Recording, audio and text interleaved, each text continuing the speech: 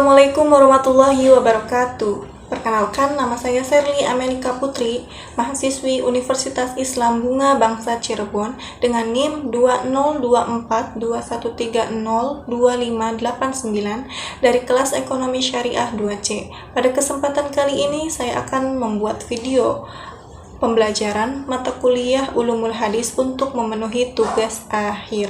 Selamat menonton. Alhamdulillah, pada kesempatan kali ini saya akan memaparkan materi tentang terminologi hadis dalam kajian Ulumul Hadis. Topik ini tentu sangat penting karena hadis merupakan sumber hukum Islam kedua setelah Al-Quran. Untuk memahami dan mengkaji hadis dengan benar, kita harus terlebih dahulu memahami istilah-istilah teknis yang digunakan dalam literatur ilmu hadis. Istilah-istilah ini tentu membantu kita menilai keabsahan sebuah hadis, memahami cara kerja sanad dan mengetahui posisi hadis dalam hukum Islam. Oleh karena itu, mari kita simak pembahasan berikut. Terminologi dasar. Kita mulai dari istilah yang paling sering digunakan. Hadis adalah segala sesuatu yang disandarkan kepada Nabi Muhammad SAW, baik berupa ucapan, perbuatan, maupun persetujuan beliau terhadap suatu peristiwa.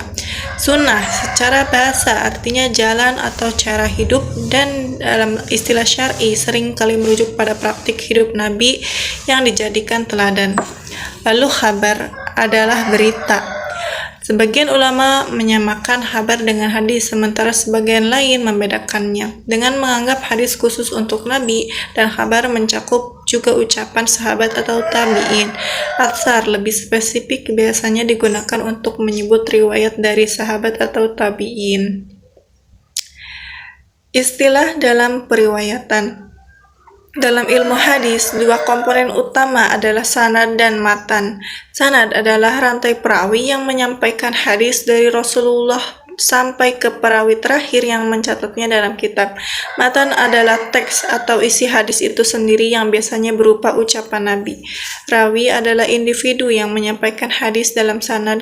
Kredibilitas mereka sangatlah penting karena kesahihan hadis bergantung pada kejujuran yang hafalan para perawi.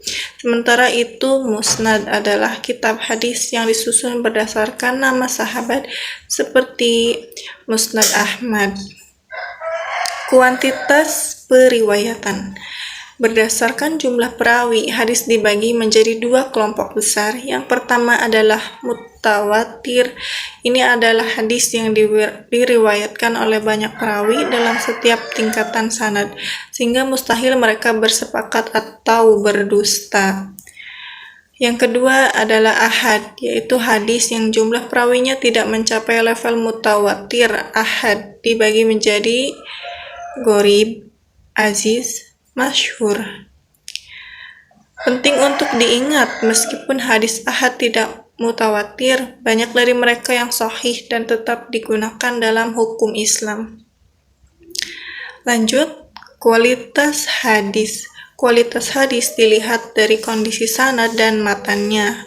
Hadis sahih adalah hadis yang sanadnya bersambung, perawinya adil dan dabit, tidak bertentangan dengan riwayat lain syadz, dan tidak mengandung cacat tersembunyi. Hasan adalah hadis yang hampir seperti sahih, tetapi daya ingat perawinya sedikit lebih lemah. Dhaif adalah hadis yang tidak memenuhi syarat-syarat di atas. Maudhu atau hadis palsu adalah hadis yang dibuat-buat dan tidak berasal dari Nabi. Ini adalah jenis hadis yang harus diwaspadai dan dijauhi. Next, ada istilah penting lainnya. Dalam mengkaji hadis, kita akan sering bertemu istilah lain seperti jarh wa ta'dil, ilmu untuk menilai apakah seorang perawi jujur, ta'dil, atau memiliki kelemahan atau cacat. Jarh. Illah adalah cacat tersembunyi dalam sanad atau matan yang mungkin tidak tampak bagi orang awam tetapi dapat memengaruhi keabsahan hadis. Sad adalah hadis yang menyelisihi riwayat lain yang lebih kuat. Mudallas terjadi saat seorang perawi menyembunyikan nama gurunya untuk memperhalus sanad. Mursal adalah hadis yang sanadnya putus setelah tabi'i langsung meriwayatkannya pada Nabi. Murdal adalah hadis yang sanadnya hilang dua perawi atau lebih secara berurutan. Ini termasuk hadis yang sangat lemah. Lanjut lagi ke terminologi dalam penulisan hadis. Dalam dua penulisan hadis ada istilah seperti takhrij, yaitu proses penelusuran hadis ke sumber-sumbernya yang asli. Ini penting dalam penelitian atau penulisan ilmiah. Marfu adalah hadis yang disandarkan langsung kepada Nabi Muhammad SAW. Mauquf hanya sampai sahabat. Maqtu adalah ucapan tabi'in. Ini tidak memiliki kekuatan seperti hadis Nabi, tetapi tetap penting untuk mengetahui perkembangan pemahaman hukum Islam. Terakhir, kesimpulan. Dari semua istilah yang sudah kita bahas, kita bisa melihat bahwa dunia hadis sangat kaya dan kompleks. Setiap istilah mengandung makna teknis yang memengaruhi validitas sebuah riwayat. Oleh karena itu, penguasaan terminologi ini adalah langkah awal yang wajib bagi mahasiswa atau orang awam yang ingin memahami hadis secara ilmiah. Dengan memahami istilah-istilah ini, tentu kita juga akan lebih hati-hati dalam menerima atau menyebarkan hadis, terutama di era digital ini, di mana hadis palsu sangat mudah beredar. Semoga materi ini bermanfaat dan menambah wawasan kita semua.